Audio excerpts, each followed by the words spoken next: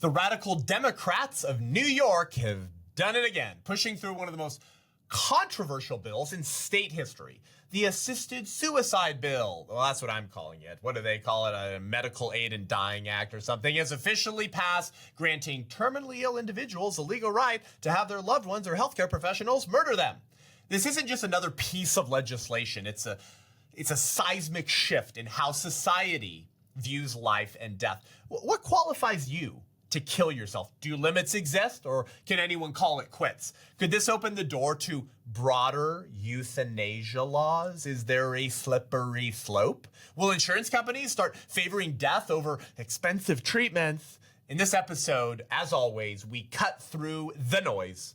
We'll dissect this evil bill and expose the real agenda behind this. Guys, go give us a follow on Rumble. One day, I'm telling you, I don't know, YouTube's freer than it was under Biden, but it might not continue. Go subscribe at Rumble, Seth Gruber Show, if you will. If Google ever digitally assassinates us here, we'd love to have the show still be successful. Give us a rating and review on iTunes Podcast. Is there a way to do it on Spotify? I don't know. You guys tell me. But if you got an iPhone, you go to that purple app called Podcasts, hit 5 stars, leave a little positive review. Thank you, guys. You're all doing that so much. I've seen it come in. It's encouraging. It means a lot to me. Thank you.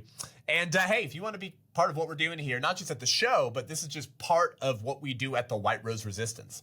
We're a digital media activism organization. We make films and media and activism and curriculum and courses and training for the church and resistance chapters around the country to train and mobilize and awaken and empower the body of Christ to make the local church great again, to stand against evil when it's in their territory, and to push back and to drive the enemy out of the land, to protect the babies and the family.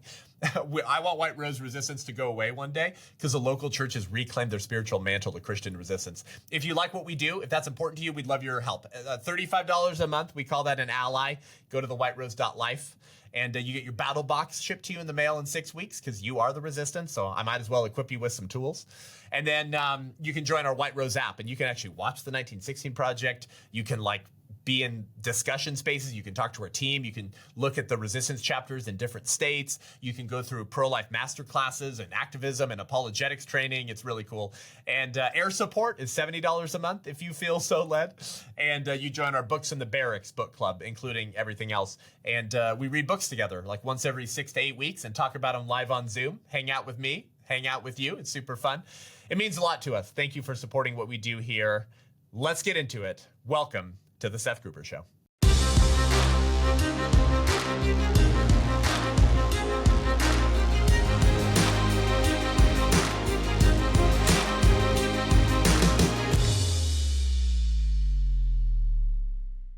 So the radical, insane Democrats of the state of New York, where so much of our cultural decay and our revolutionary political movements have come from, have now decided to pass assisted suicide for the terminally ill. Well, for how long? How terminally ill do you gotta be? None of these questions have been answered. The bill is sent to Governor Kathy Hochul's desk. Kathy Hochul, who told people during the scamdemic, I need you guys at a church. She said, I need you guys to be my apostles for vaccination. Kathy Hochul, who has used religious language in praising abortion. I mean, this woman, oh my gosh. I mean, I don't know. She might give Newsom a run for his money. Yeah, all she needs to do is sign it. So that's not good news. That's really, really, really, really bad. It's called the Medical Aid in Dying Act that would let patients who were deemed terminally ill obtain euthanasia drugs with the approval of 2 doctors. This is breaking as of Tuesday, June 10th, just 2 days ago. According to LifeSite News, the New York legislature has given final approval to a bill to make New York the latest state to allow assisted suicide, requiring only far-left Democrat governor's signature. The Medical Aid in Dying Act would allow patients given a prognosis of 6 months or fewer to live to be prescribed euthanasia drugs upon affirmation by 2 doctors that they have decision-making capacity. Now, these sorts of bills have begun to pop up more and more often in America. Have you noticed this? We've covered this before on the show, but perhaps never as in depth as I'll do today. I thought that was important because this is becoming a larger problem and it's starting to escalate at a faster pace across the West.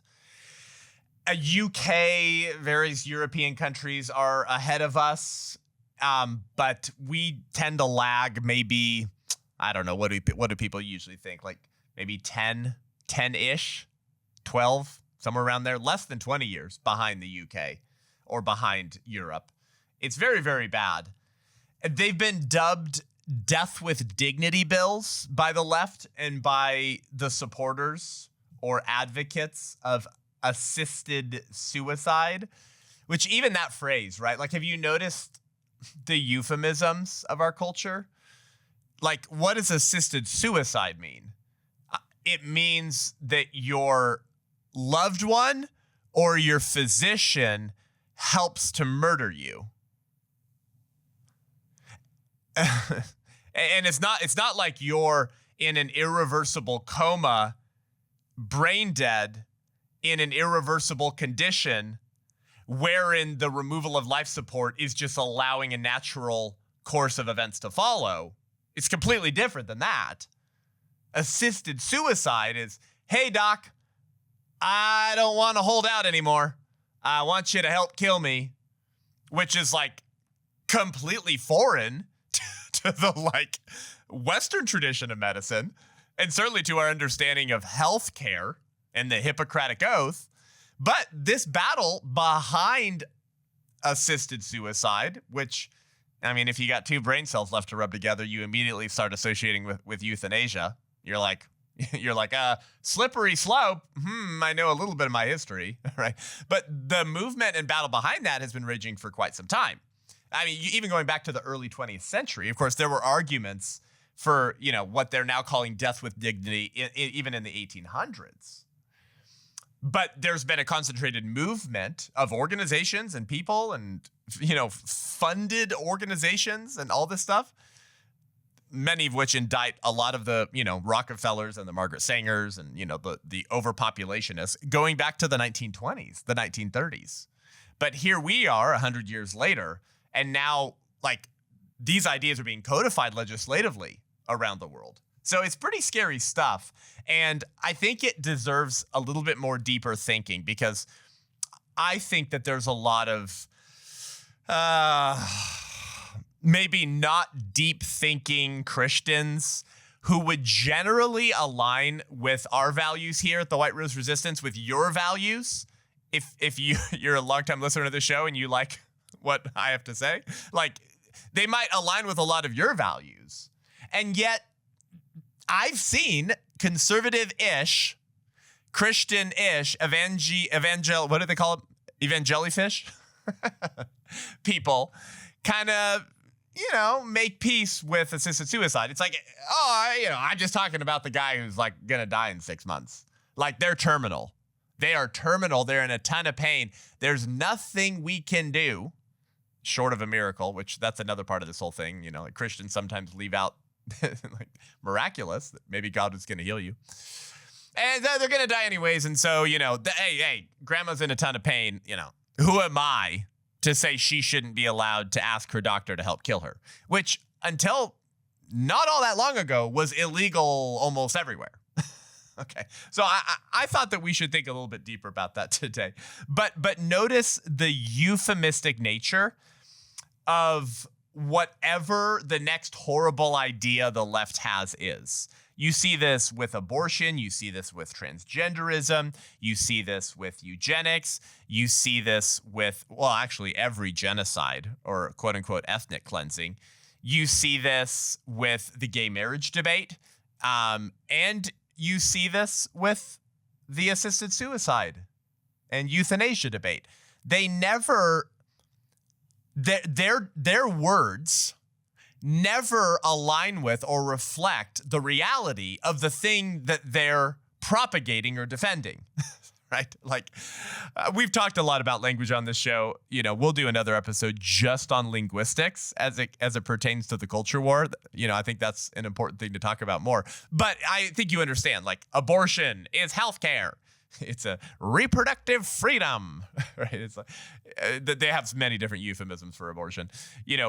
Gay marriage, where we saw the story recently with 3 dudes living together, having sex with one another and raising children, like they've adopted children, and that's called marriage equality.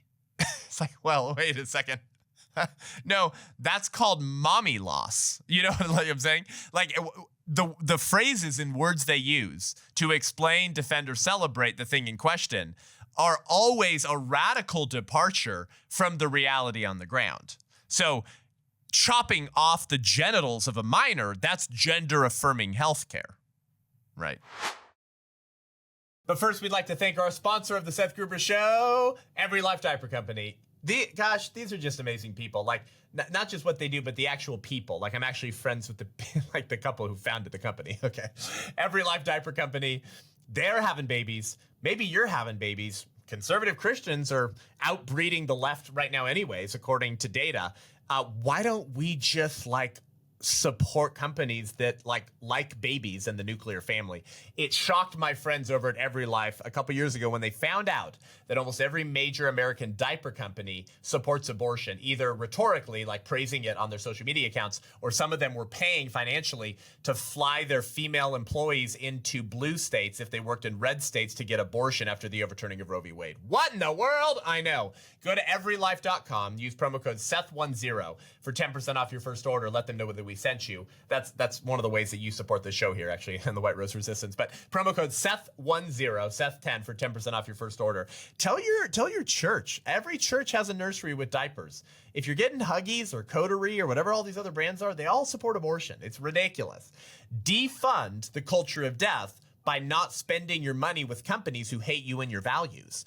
Spend your money with companies who like babies and want to make more babies. God's way, not Elon Musk's way of making more babies. Everylife.com, promo code Seth10, and sign up for the subscription model.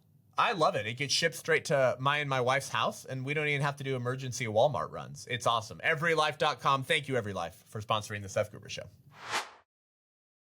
So you see this everywhere. Now, helping grandma murder herself, well, that's just death with dignity, So I think it's important for you to realize anytime someone goes so far out of the way to invent or organize very flowery, very nice, soft-sounding phrases to describe what they support, you should immediately be suspect of that. Like, why do you have to work so hard to describe the thing you're supporting? If you understand the thing you're supporting, it should be really easy for you to articulate that rhetorically. It's almost like, me think the lady doth protest too much, to quote Shakespeare.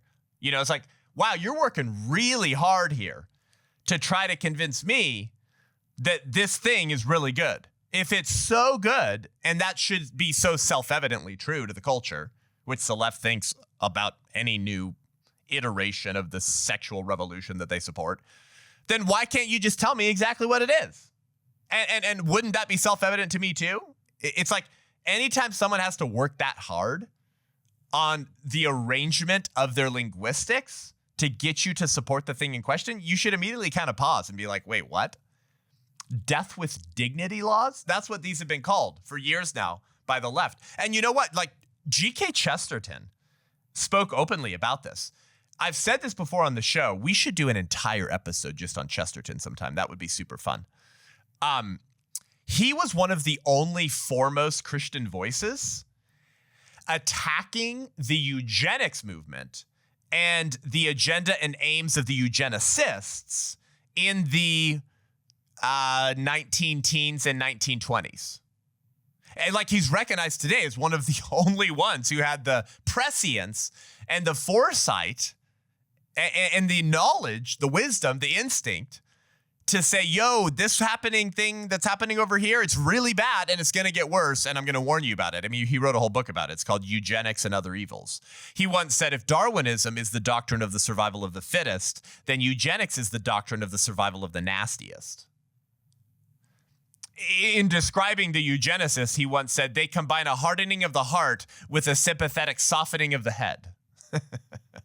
No one could talk or write in tweet length characters like G.K. Chesterton. In fact, I don't know if you know this, he's the most quoted human being on the internet after Shakespeare. So anyways, in his book, Eugenics and Other Evils, he talked about how all eugenicists were euphemists. Used euphemisms, the same thing I exactly said. It's a short segment here, but I thought you'd enjoy this portion from his book because it's quite fascinating. He said, most eugenicists are euphemists. He said, I mean merely that short words startle them while long words soothe them.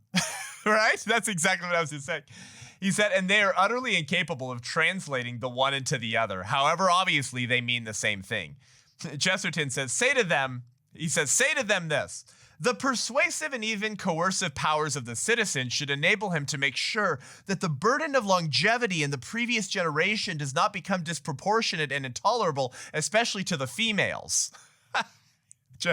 Chesterton says, say this to them and they will sway slightly to and fro like babies sent to sleep in cradles. But say to them, murder your mother, and they sit up quite suddenly. No one could write like Chesterton. He says, yet the two sentences in cold logic are exactly the same. Say to them this, it is not improbable that a period may arrive when the narrow, if once useful distinction between the anthropoid homo and the other animals, which has been modified on so many moral points, may be modified also even in regard to the important question of the extension of the human diet. Say this to them, says Chesterton, and beauty born of murmuring sound will pass into their face. But say to them in a simple, manly, hearty way, let's eat a man. And their surprise is quite surprising. Yet the sentences say just the same thing. That's a paragraph from Chesterton's Eugenics and Other Evils. Fascinating, huh? Have you noticed that about the radical left today in our revolutionary culture? If you take something truly horrific, truly nasty, truly evil, right? So let me see if I can take a stab at being Chestertonian, which basically no one can be. But say to someone, the bodily autonomy of the individual who has been burdened under the thumb of the patriarchy that has set them up in a disproportionate, inequitable system wherein she can never fully define herself as an autonomous individual must be taken into account when we consider the future of procreation and the burden of motherhood. And the left will be like, oh, yeah. But say to them, mothers should murder their children. And they go, oh, my gosh. Okay, so you notice this, right? Like the left loves long, soothing, flowery sounding phrases and words to help cover up, okay, the reality of what they actually support. So I thought that was important because you're going to see that throughout this new debate raging across the West as you see more and more laws of quote unquote death with dignity, that is assisted suicide or euthanasia. And it never stops at assisted suicide for the terminally ill, which is one of the main points I want to make today on the show.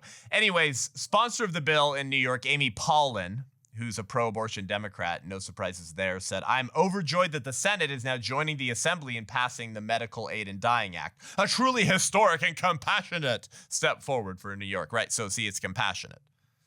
Right, all eugenicists are euphemists. Well, most of them. She said, after more than a decade of advocacy, we are finally on the brink of giving terminally ill New Yorkers the autonomy and dignity, there it is, told you, they deserve at life's end. So first and foremost, let's not beat around the bush. This is evil, disgusting, and wrong. Okay. Regardless of the implications, and I believe there are many, culturally and politically, But just on the face of it, it is evil and wrong to say because very sick mommy or grandma or aunt or uncle or niece or friend likely only has 4 or 5 months left to live, we should murder them now. Just that idea on the face of it is evil. It is evil for healers, quote unquote, physicians, to become killers. And it's evil to label that act dignity, compassion, and love. Even this whole idea of, well, it's only for the terminally ill. Well, how do you define terminally ill? I guess we're all terminal.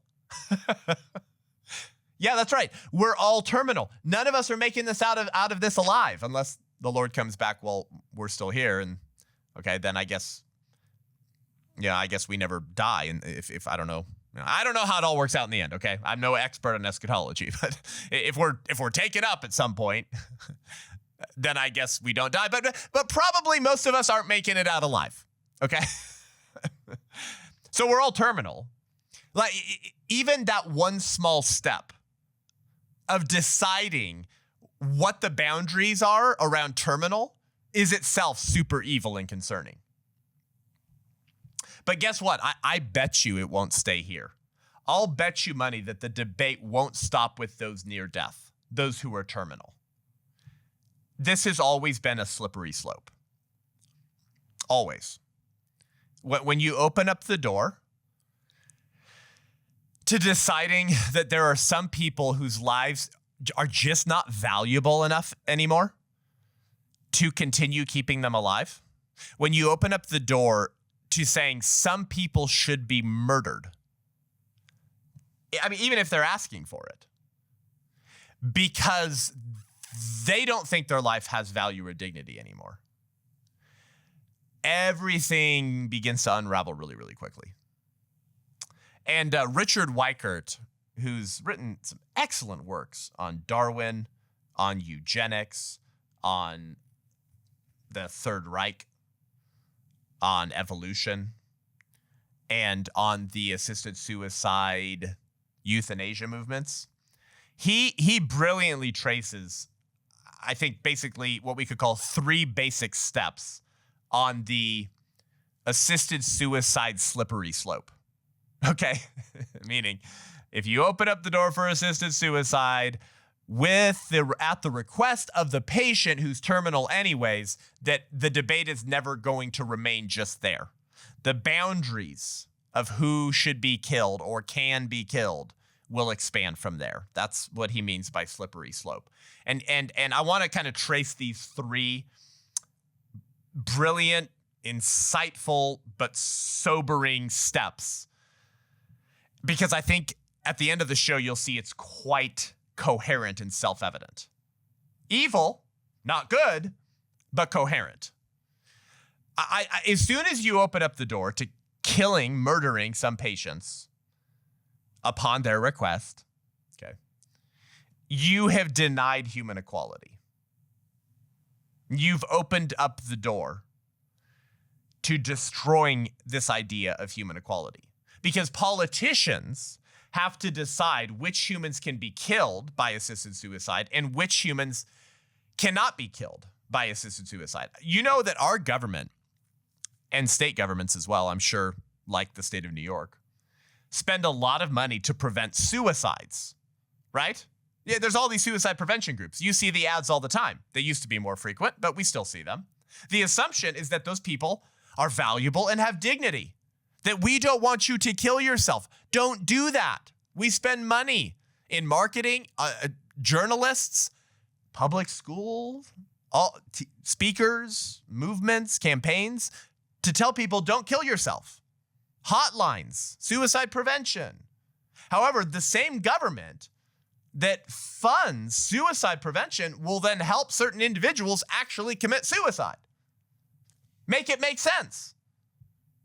Proponents of assisted suicide always assure us, try to waylay our concerns by saying, no, there's no, oh my gosh, you conspiracy theorists, you've probably been listening to too much Alex Jones. There's no slippery slope from terminal illness to the suffering and the depressed.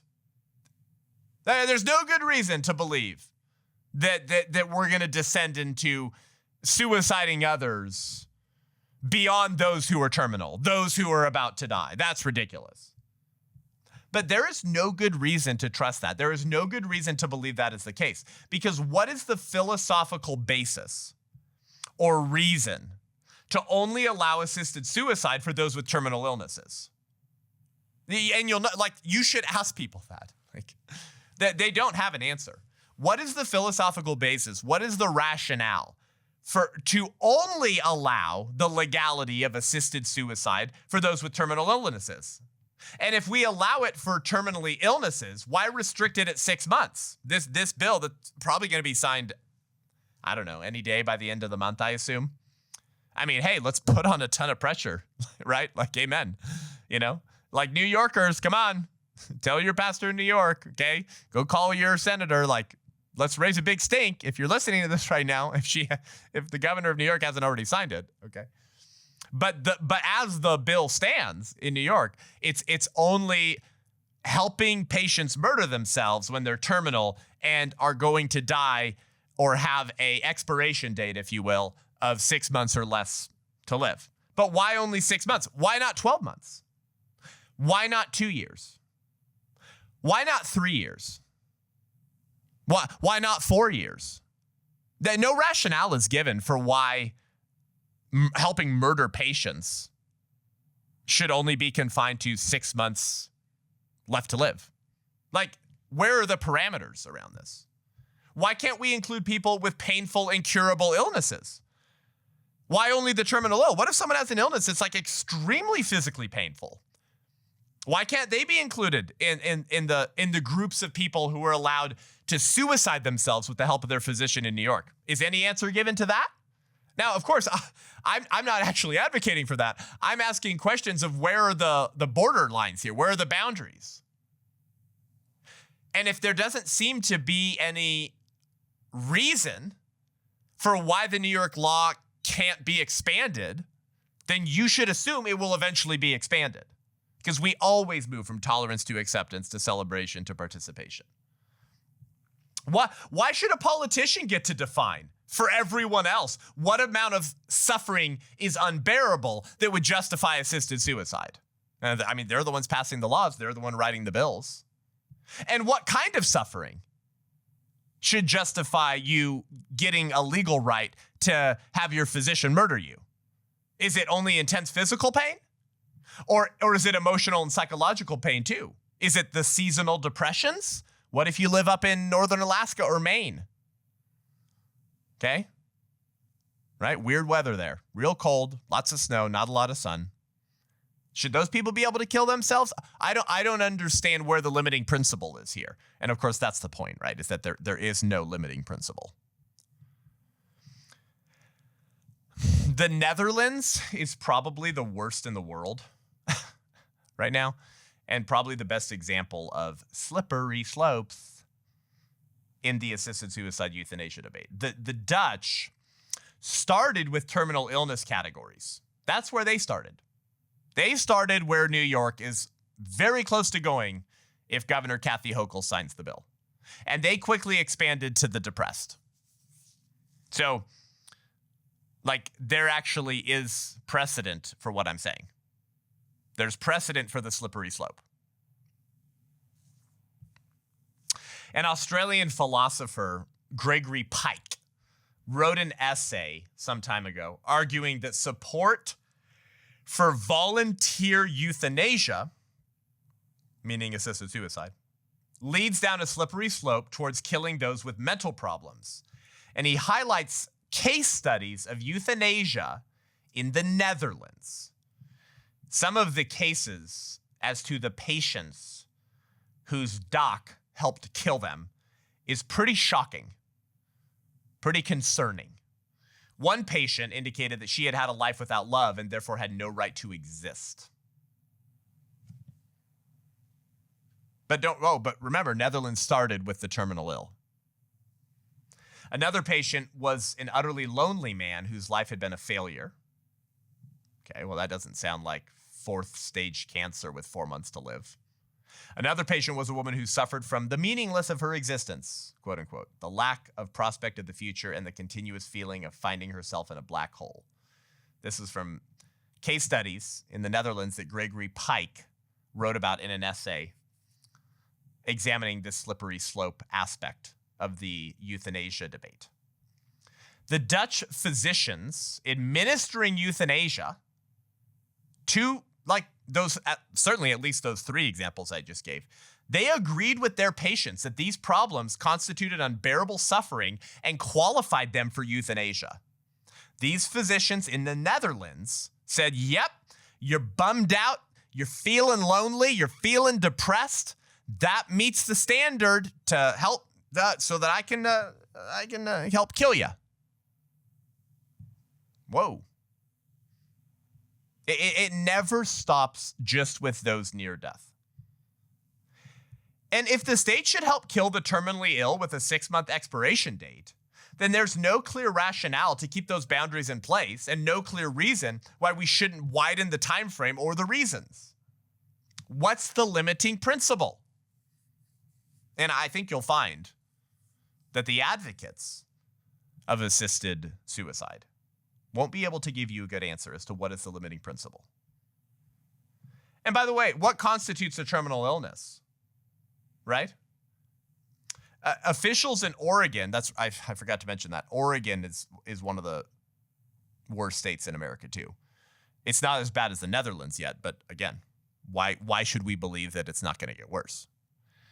Officials in Oregon have admitted that dialysis patients who decide to forego dialysis could be considered terminal with less than 6 months to live. But they could have lived for decades if they stayed on dialysis, right? When your kidneys can't filter toxins and stuff well enough, or so dialysis treatments are helping filter that out. What if someone just doesn't go in? What if they're tired of this?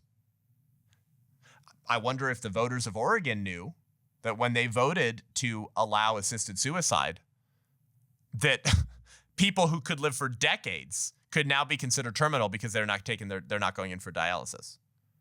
Like that's happened in Oregon. Oregon officials have admitted that. So exactly what constitutes a terminal illness? Do you see how all this stuff gets muddied? Why? Because maybe we shouldn't have entertained the first premise in the first place. Maybe because the first premise didn't have any limiting principles. The first premise being, there are some people who are, well, let me quote the Nazis, Lebensinwertensleben.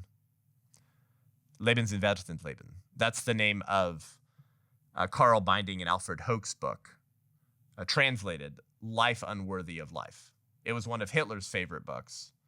And if you study like eugenics, the eugenics movement in Nazi Germany and the intellectual predecessors of that, this book becomes the dominant book that justifies the T4 experiments, that justifies the sterilization of the unfit, that justifies the actual murder of people that the state determined as unworthy of life.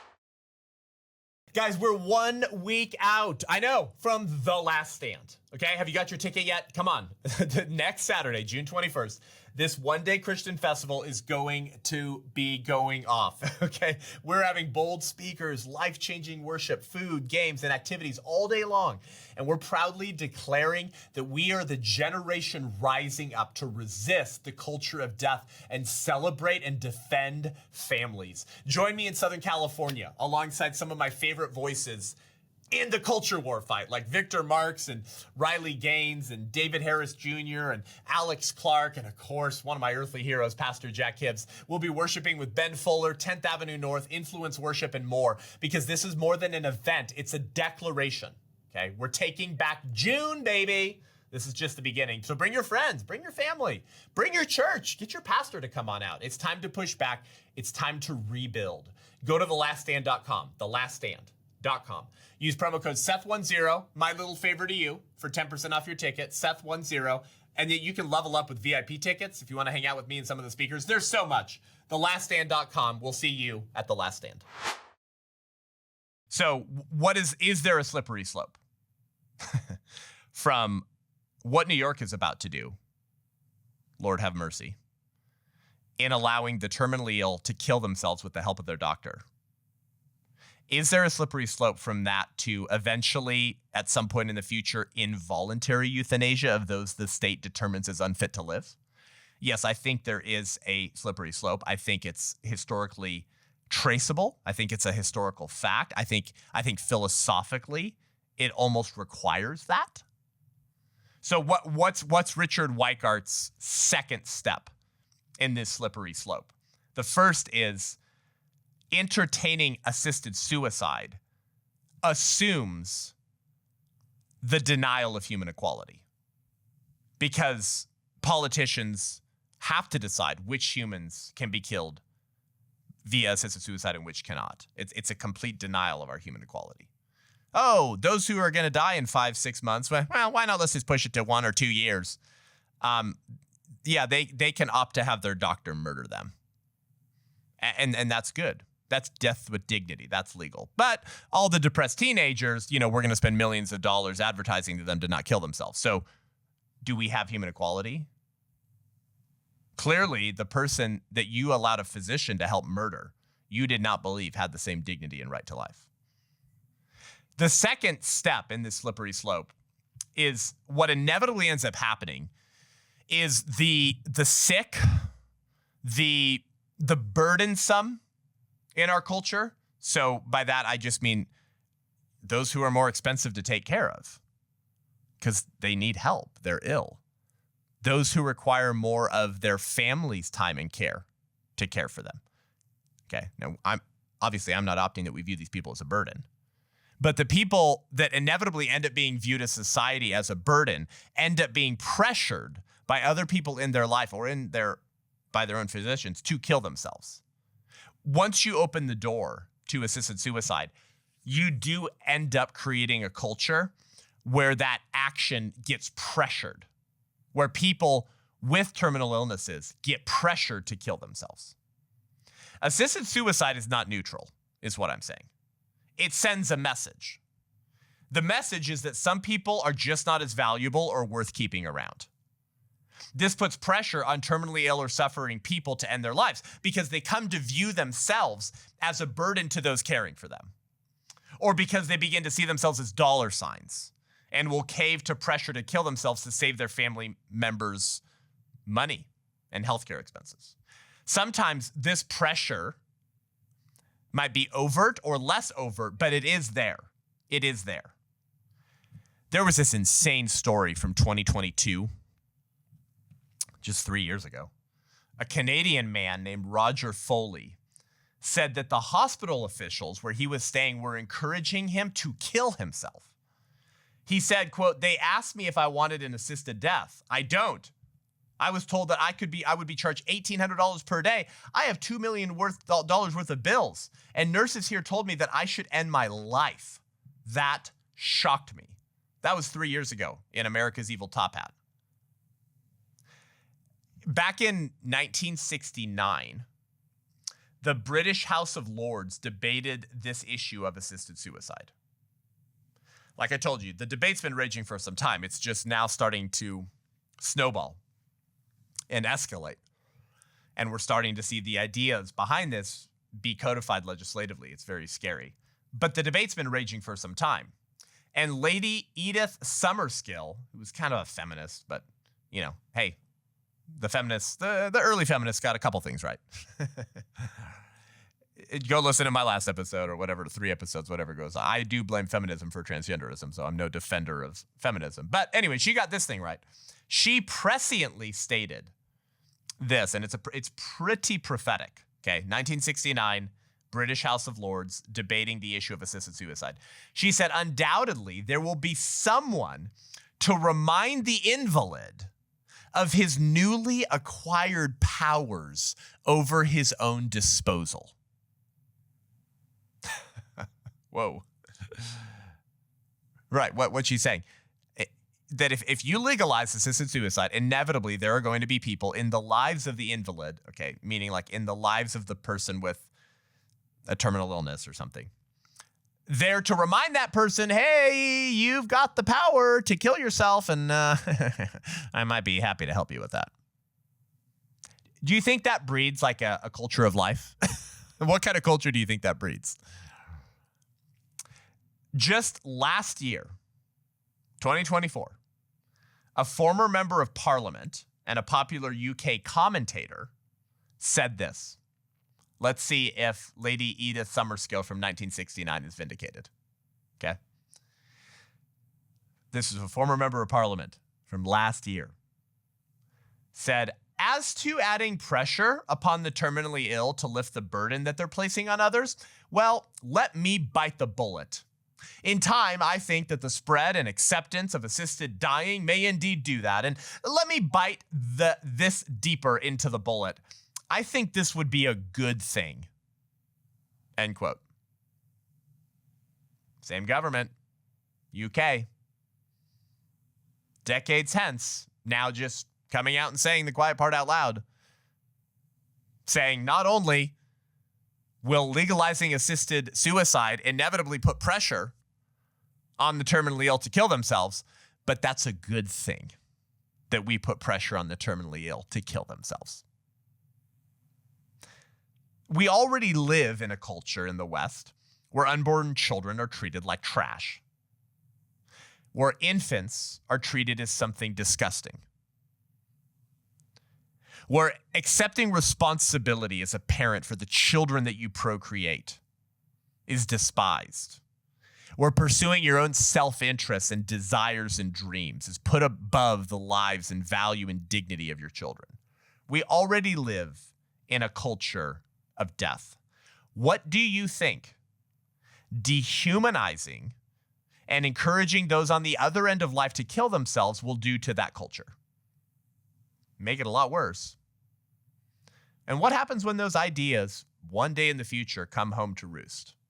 And the ideas that you formerly just observed from a distance begin to impact you personally.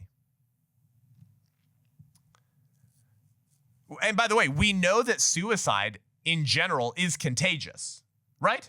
Like suicide prevention organizations and advocates routinely issue guidelines for journalists who are covering suicide stories to make sure that they cover it in such a way that doesn't create suicide copycats. Did you know this? Well, suicide prevention hotlines and advocates and organizations, they have whole guidelines around how suicide should be talked about, how it should be written about by journalists. Because there has been a blatantly obvious examples of suicide cases that are sort of glorified, leading to copycats. Do you remember that stupid Netflix show 13 Reasons Why? In fact, I wrote an article about the first season ages ago at Christian Research Institute. I think you can still go find it online. But anyways, it kind of glorifies the life of this teenager who killed herself and the horrific repercussions that followed. But it glorified her suicide because she was able to have revenge upon all these people that treated her like horse manure. I guarantee you there were people who killed themselves because of that show. Now, hey, we all have moral accountability and culpability. I'm not saying it's a one for one, but glorifying suicide is not a good thing, and it does encourage and lead to copycats. Okay, so what's my point? Why would assisted suicide be any different? As assisted suicide becomes more common and becomes more available, why would we think that it wouldn't lead to more people doing it? And by the way, what does this do to the social fabric? To our cultural values and expectations? Because remember, the law is a teacher. okay? The very act of legalizing assisted suicide for some is an attack on our Western idea of the family, of sacrifice, of care. What you legalize, you will get more of. When you legalize something, you tell the culture and the next generation that this thing, whatever it is, it's acceptable. It's an option for you. Not everything that's legalized is good. Not everything that we legalize, we're not necessarily saying it's good, but we are saying, hey, this thing it's available to you. It is an option. It's here. And we have a very, very stupid tendency in America. Like, Americans have a really bad reputation and track record of kind of assuming or linking in our minds legality and morality. Like, well, if it's legal, it must be like permissible. If it's legal, it must be cool. It must be okay. I mean, surely a government like America, inalienable rights, right to life, liberty, and the pursuit of happiness. Surely a great country like this would never legalize something horrible.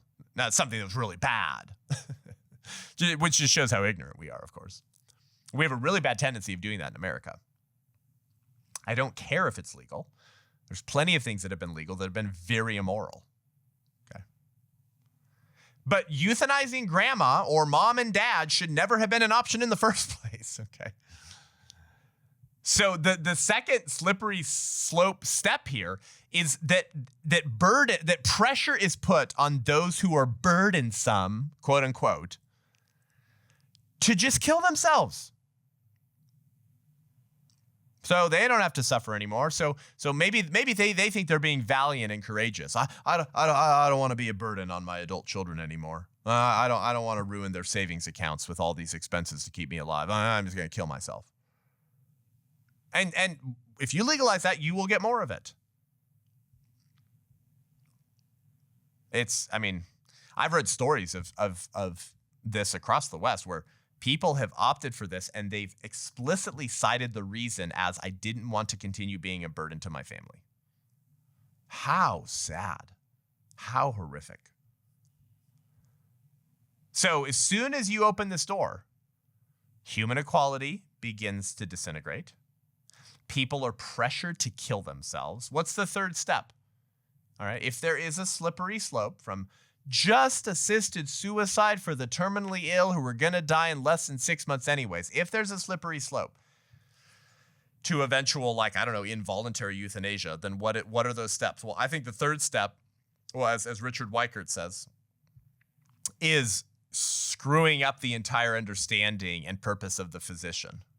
Okay, the entire purpose and understanding of physician or healthcare or medicine is completely altered. Okay, what are we talking about? Well, bound to the Hippocratic Oath, right? Forbidden, do no harm, right?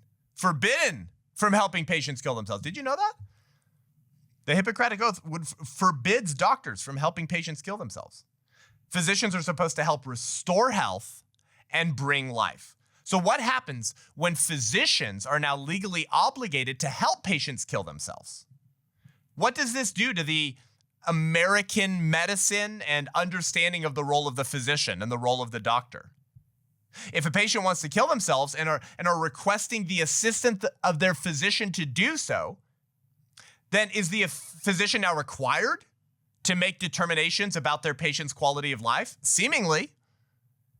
If only some terminally ill people can kill themselves, if only some suffering individuals can kill themselves, and the some who are allowed to kill themselves can do so legally, then who has to parse out the questions? Who has to determine who can kill themselves and who can't? The physician, the doctor. Does their patient suffering or pain or terminal illness meet the current legal framework for who is allowed to kill themselves with their physician's help? So what has happened then to the role of the physician? As Richard Weikert points out, he says, in order for physicians to participate in assisted suicide, they have to make determinations about which patients' lives have value and which do not. Yikes. I want to give you another example from the Netherlands. There have been surveys of physicians which have proved that some physicians do indeed hurry along their patients' deaths without authorization from the patients. Okay, there have been surveys that have proven this in the Netherlands. And most scary of all, euthanized patients are sometimes allowed to be organ donors. So watch how weird and dicey this gets, okay? So the organs of a euthanized patient who was dying of a disease would probably not be great organs, right? Like if you're dying of a super bad illness, like you have an actual illness, right? You're not just moody. You were dying of an illness, okay? Your organs are likely and often not as good organs for someone who needs an organ. Like you're not going to make a good organ donor, is what I'm saying. But the organs of euthanized patients who were suffering from emotional or psychological pain are often in great shape. So what happens when a hospital in the Netherlands, or God forbid in the USA one day, have dying patients waiting for organs and emotionally depressed or psychiatric patients on the same floor who might be persuaded to die and donate their organs? Just hurry it along there. I know you're depressed. Let me just give you a little injection there. I got some people on the other floor that need an organ. Yikes. And of course, like all of this starts to assume all these different views of personhood, right? I've actually talked in my last church tour, Life or Death tour, which we may continue in new churches around the country next year, because I think it's a really valuable and pretty unique approach to the cultural issues. But I've talked about how this idea of euthanasia and doctor-assisted suicide, right, and this attack on human dignity and the right to life and the sanctity of life fits into this larger false view of the human person that treats human beings not as a body-soul unity, but as mere parts. Because this Gnostic sort of belief is that the real person is some disembodied soul. Okay, that's what they mean when they say gender identity, when they said I was born in the wrong body. Right? They're saying whatever I was born in the wrong body. I was born in the wrong body. In, meaning the body's not me. I was born in it. See? So the body, if you're living in a body, then your body's a vessel and the real you is like a soul or a disembodied ghost. So like this whole idea then, right? What happens when like severely cognitively disabled patients no longer have certain mental faculties that we associate with personhood, that with this like botched view that the left has of personhood? If they lose certain mental faculties or like consciousness or self-awareness, like this view of personhood teaches that they've actually lost their personhood. So now they're just spare parts. They're just a pound of flesh, but the person is no longer there. So what would be wrong with the involuntary euthanasia of severely cognitively disabled mental patients whose quote unquote personhood, as constructed by the left, is no longer there? So let's just euthanize them for their parts, so that real persons who are still self-aware can get organs from this pound of flesh that's sitting here in the hospital. Like, so even this whole debate assumes all these different conversations about what is a person? What does it mean to be one of us? And who gets to decide what a person is and who lives and who dies? All this is very dangerous. So as Richard Weikert points out, the physician moves from healer to killer and coercer. Yikes. So that's the slippery slope from assisted suicide just for those who request it, who are terminally ill, who are going to die in 6 months or less, to eventually just the involuntary euthanasia of people the state defines as life unworthy of life. Lebensunwertensleben. Unfit, unworthy, undesirables. Okay, to quote the Nazis once again. If we can't all be protected, if we can't say it is always wrong to intentionally kill innocent human beings, including to do it to yourself, then we open up the door for some people to be intentionally killed, innocent people to be intentionally killed. We completely toss out the idea of human equality. And if we no longer base that human dignity and rights on the fact that, we're just all human beings, and we had those rights from the moment we came into existence, the moment of conception, inevitably the state will have to define what a human being is, what a person is. Of course, we use those terms interchangeably. If you're a human, you're a person. Every human is a person. And the state is now going to have to determine who gets to live and who gets to die, who's valuable and who isn't. So we destroy human equality, we pressure people to kill themselves, and we completely change the definition and understanding of medicine and the physician. This is the slippery slope. As John Stonestreet says at the Colson Center for Worldview, he says, like the German extermination initiatives, these laws expand every time they are tried. Every time they are tried. The debate begins with those near death, right? That was my whole point. It quickly expands to those who are terminal, then to those with incurable diseases, then to those with permanent conditions, then to the disabled, and finally to the depressed and mentally ill. First, consent is required. Then it is implied. Finally, it is unnecessary. What am I trying to say? I guess I'm trying to say that if an individual can determine that their life is of no more value and can get a physician to murder them, then eventually the state can determine which individuals have value and who should be killed and who isn't. I guess that's what I'm trying to say. And this stuff has been going on for some time. In 2010, a 38-year-old was one of approximately 1,000 people euthanized in Belgium. The person's name was Tyne Nice. Nice was not suffering from a terminal illness. In fact, she wasn't sick at all. In her case, it wasn't even clear that she was suffering at all, much less in what's called an unbearable and untreatable case. She had been diagnosed with Asperger's syndrome, a mild form of autism. It's characterized by remarkable focus and persistence, attention to detail, and an aptitude for recognizing patterns. And she was killed. Venture capitalist Peter Thiel has called Asperger's a possible big advantage, actually, in places like Silicon Valley. This is from my buddy John Stonestreet. In fact, the person who helped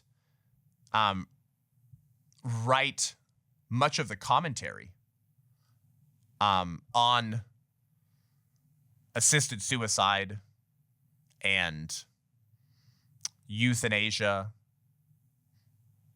in the Christian worldview space is someone with Asperger's characteristics as well. We've seen this in Belgium, we've seen this in the Netherlands, we've seen this in the UK, and now we're seeing this in America. It's only going to get worse until we can return to first principles and people can begin to speak up. And by the way, if euthanasia becomes part of our cultural orthodoxy, people will eventually be forced into participation. This is an insane example, but unfortunately it actually happened. In 2016, an international group of bioethicists published a statement calling on state governments and authorities to get involved in making hiring decisions in healthcare. State governments to get involved in making hiring decisions in healthcare. Why? Because a pesky group of Christians and common sense healthcare workers objected to the culture of death. And so this international group of bioethicists published a statement urging governments to set up tribunals to coerce doctors and healthcare workers into performing abortions, infanticide, and euthanasia, even if they believe those practices were morally wrong. And this group of international bioethicists suggested that if the doctors continued to protest, they suggested that they be punished by being required to perform community service or attend re-education sessions. You will be forced into participation. What we tolerate, we eventually accept in a society. What we accept will eventually be asked to celebrate. And what we celebrate, we will eventually be forced to participate in. I want to give another sobering but powerful example of this slippery slope, from assisted suicide for the terminally ill to the involuntary euthanasia of anyone that the regime defines as unworthy of life. It's a Nazi Party example. Some people think it's an oversighted example, but if you actually study like the eugenics and euthanasia in Nazi Germany, it's almost unlike anything else historically. I mean, it's absolutely horrific. It's absolutely astounding. I'll probably be studying it the rest of my life. The amount of books that have been written on this, the amount of history, the amount of like archives and journals that Western allies were actually able to obtain from Nazi doctors that weren't destroyed, right? I mean, it's like insane. It deserves being cited. But in 1941, so at this point, the Nazis are already exterminating plenty of people that they defined as life unworthy of life, okay? 1941. The Nazi propagandists produced a full-length feature film that I've been watching, exploring euthanasia. The film is called Ich klage, translated into I accuse. The film was about a young, beautiful, talented woman who develops multiple sclerosis. And in the film, she decides that she doesn't want to live with this debilitating condition and asks her physician to kill her. Well, the physician doesn't want to. So the woman in the film asks her husband, who is also a physician, to kill her. And her husband kills his wife upon her request. In the film, the husband is put on trial for this, but he defends himself, you know, as a brave, heroic, noble man doing the good, right thing for his wife. Okay, death with dignity. The physician husband in the film, and this is key, is portrayed as the hero of the film, fighting against outdated, archaic laws. Okay, he's the protagonist. 1941. The Nazi Party pays for that feature-length film to be made. You think that's a coincidence? It reminds me of the 2016 film Me Before You. Do you remember that stupid film? Where the main character, who's quadriplegic or, you know, in a wheelchair, decides to kill himself, and he's portrayed as the hero, and his caretaker, who tries to convince him to not kill himself, eventually learns to accept his decision and appreciate that, and he kills himself. I mean, it glorifies and celebrates this act. Okay, it's very similar to the 1941 Nazi film. But notice, the Nazis didn't make a film about genociding entire people groups defined as unworthy of life. No. While they were already doing that, they were making propaganda films that started with that first premise, the first seed of a bad idea. And they watered it in the minds of the German people. It's okay to kill some people. Some people are, you know, just suffering. They're different and they don't want to go on living. And, you know, us society needs to help those people kill themselves. They opened up the door to euthanasia. You think that was a coincidence that they did that film in 1941 while they were already carrying those premises to their horrific conclusion? Of course not. It's all intentional. They were establishing the slippery slope through film that I already went through with you. It was by design. We know that at least 15 million Germans watched that film by the end of World War II. There's so much more that could be said about this whole thing, but this is an introductory episode to this conversation of assisted suicide and euthanasia. And now this is about to happen in New York. God forbid Kathy Hochul signs this bill. Pro-life Catholic hero Paul Marx wrote an article in 1975, and it was just called Abortion/Euthanasia. Just the connection. And he says something incredibly prescient. It's just 2 or 3 sentences. I want to read it to you. He said, "The logic of abortion demands euthanasia. The logic of euthanasia demands abortion." He said, ethically, abortion and euthanasia are inseparable twins, pagan gods engraved on either side of the same evil coin. For both of them directly attack the same value, the inherent worth of every human being. Legally, wherever abortion has been elevated to public acceptability, euthanasia lies just below its surface, waiting for the next flip of the coin. Sooner or later, the society which welcomes the right to kill its children will demand the right to kill its parents. Whoa. Those who dehumanize life on one end always do so on the other end. It should therefore come as no surprise to you that Margaret Sanger, founder of Planned Parenthood and the rabid eugenicist that she was, also supported euthanasia. Margaret Sanger was a member of the Euthanasia Society of America, the ESA.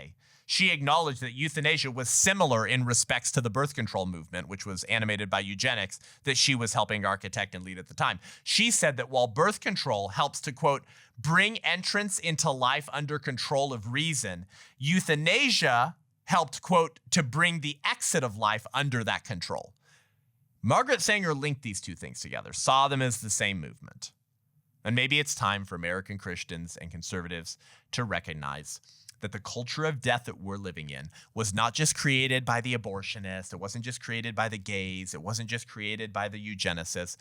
That there is connective tissue that binds, that connects what sometimes we think are different movements or different ideologies, but in fact, they are the same one.